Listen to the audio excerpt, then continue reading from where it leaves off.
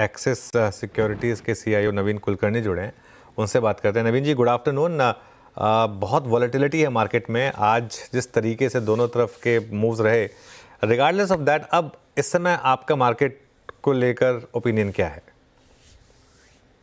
जहाँ तक हमारा मार्केट को लेके ओपिनियन काफी स्ट्रेट फॉरवर्ड है। सो जो लेवल पे आज के डेट में मार्केट है, और जहाँ तक लास्ट 2 क्वार्टर में जो चैलेंजेस रहे हैं वो मेरे अकॉर्डिंग पूरी तरह से फैक्टर इन हो चुके हैं मार्केट के लेवल्स में। सो यहाँ से आगे जाके मुझे इम्प्रूवमेंट होता हुआ दिखाई दे रहा है।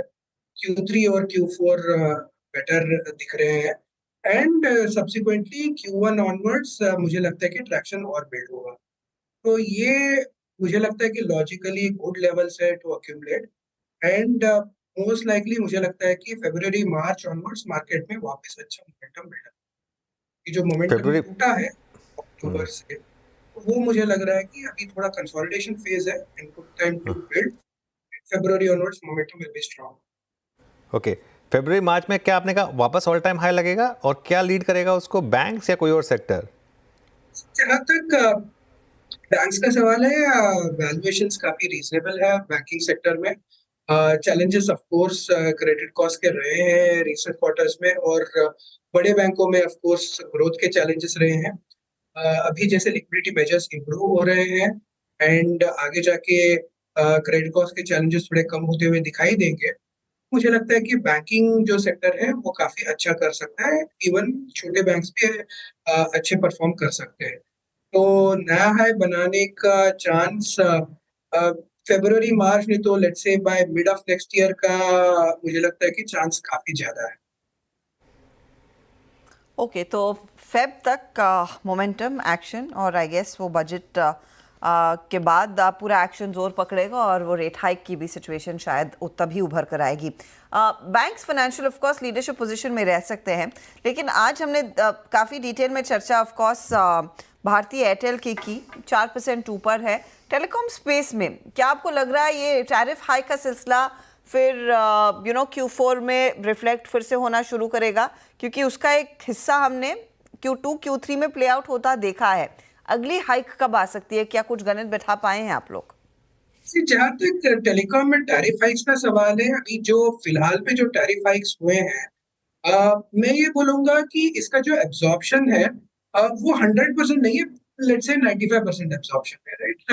जहां तक जो बड़े प्लेयर्स जिन्होंने टैरिफ हाइक लिए, थोड़ा बहुत मार्केट में ये देखा गया है कि थोड़ा सिम कंसोलिडेशन हुआ है, और थोड़ा सा कस्टमर लॉस भी हुआ है फॉर बड़े प्लेयर्स। तो उस हिसाब से मुझे लगता है कि जो नेक्स्ट टैरिफ हाइक आएगा उसको थोड़ा टाइम लगेगा, क्योंकि ये पूरी तरह से कंसोलिडेट हो जाए, एंड उसके बाद मुझे लगता है कि may be same time next year tariff hike की संभावना बन सकती है। बहुत जल्दी नहीं बनेगी, क्योंकि टेलीकॉम में टैरिफ हाइक वैसे भी काफी समय लगते हैं आने के लिए। ओके, तो टाइम लग सकता है वो टैरिफ हाइक के लिए। Let's see how it plays out. लेकिन भारती पर आप बुलिश रहेंगे? भारती और हेक्साकॉम दोनों पर पोजीशंस लेना शुरू करें? सिर्फ भारतीय जहाँ तक है वो हमारा काफी बड़ा पोजीशन है, तो उस हिसाब से हमारा व्यू इस पे कंस्ट्रक्टिव है, क्योंकि टेलीकॉम एक सेक्टर है जहाँ पे consistent earnings and cash flow की विजिबिलिटी बन रही है। इसके अलावा टेलीकॉम सेक्टर में जैसे भारती का सवाल है, वहां पे आगे जाके सिर्फ ग्रोथ की प्रॉब्लम सॉल्व नहीं हो रही है, इसके अलावा कैश फ्लो का इम्प्रूवमेंट काफी दिखेगा, क्योंकि केपेक्स रिक्वायरमेंट्स भी थोड़े से कम होते हुए दिखाई देंगे। क्योंकि लास्ट 2 साल में 4G और 5G केपेक्स काफी हुआ है, स्पेशली 5G केपेक्स काफी हुआ है, एंड नंबर ऑफ टावर्स भी इंक्रीज किए हैं, नंबर ऑफ लोकेशंस इंक्रीज किए हैं। तो उस हिसाब से जब केपेक्स कम होगा तो कैश फ्लो इंप्रूव होगा, तो उस हिसाब से यील्ड बढ़ेगा। तो in that context Bharti will continue to remain an interesting बेट।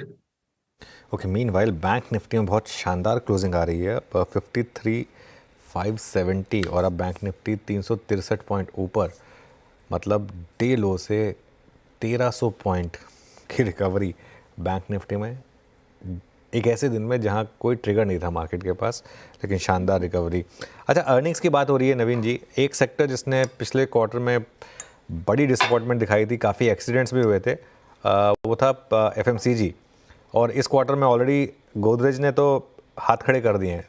तो अब क्या किया जाए इस सेक्टर में? क्या लोअर लेवल पर बाइंग की जाए या अभी कुछ टाइम के लिए छोड़ दिया जाए, अभी और डी रेटिंग बाकी है इन स्टॉक्स की?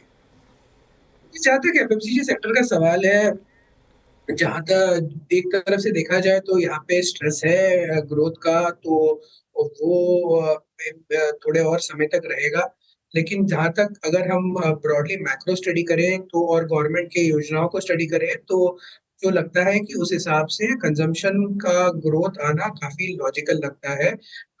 कब आएगा एग्जैक्टली वो बताना मुश्किल है, लेकिन ये जो 2024 का जो ओवरऑल बेस है वो काफी रीजनेबल हो गया है। 2025 में इसके ऊपर ग्रोथ दिखना चालू हो जाएगा। इसके अलावा जो स्कीम्स है उसका भी बेनिफिट आना चालू होगा। तो मुझे कंजम्पशन जो थीम है वो 2025 के लिए काफी अच्छा दिखता है। तो उस हिसाब से ये सेक्टर में पोजीशन बना के रखना चाहिए, क्योंकि वैल्यूएशन अभी थोड़े से रीजनेबल है।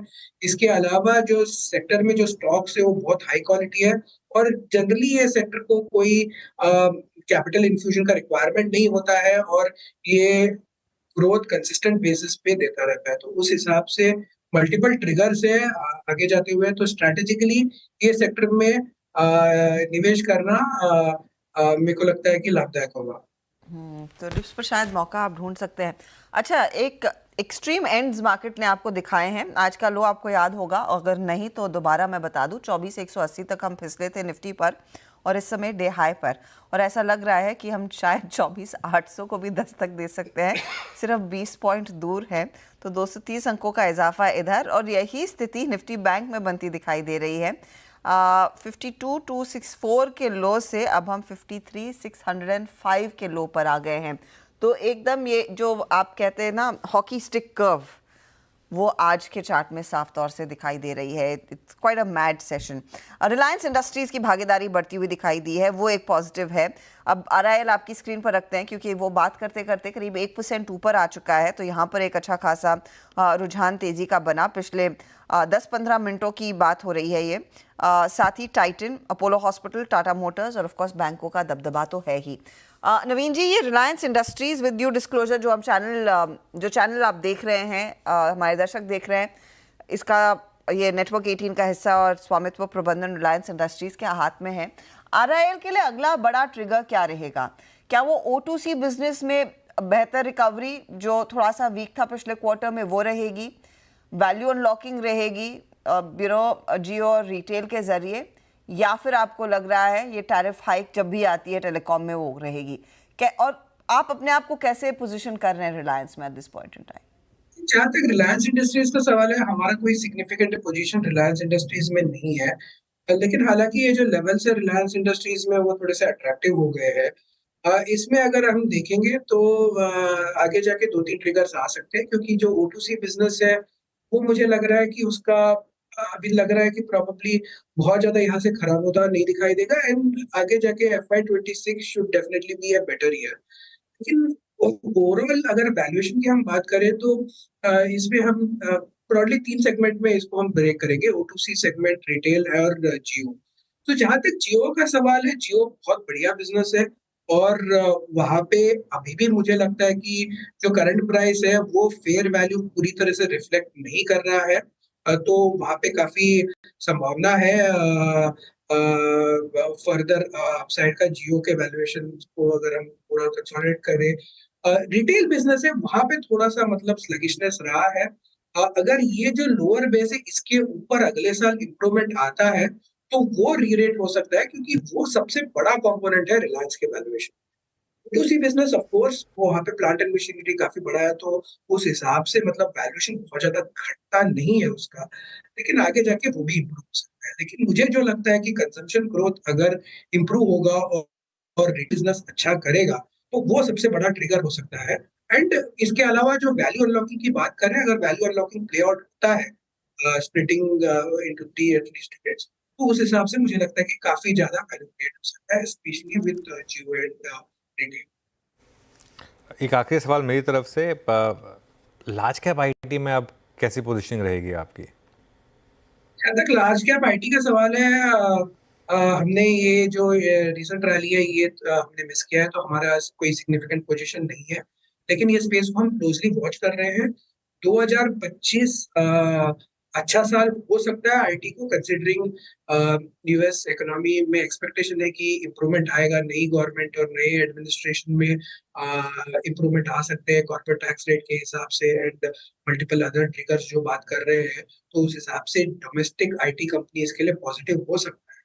तो ब्रॉडली लग रहा है कि आईटी सेक्टर के लिए 2025 अच्छा हो सकता है, लेकिन टू सम एक्सटेंट चैलेंज ये है कि वैल्यूएशंस काफी ज्यादा रिफ्लेक्ट कर रहे हैं, तो पॉजिटिव सरप्राइज आने की आशंका थोड़ी सी कम है, लेकिन आईटी सेक्टर मुझे लगता है कि मार्केट रिटर्न्स तो डिलीवर करेगा।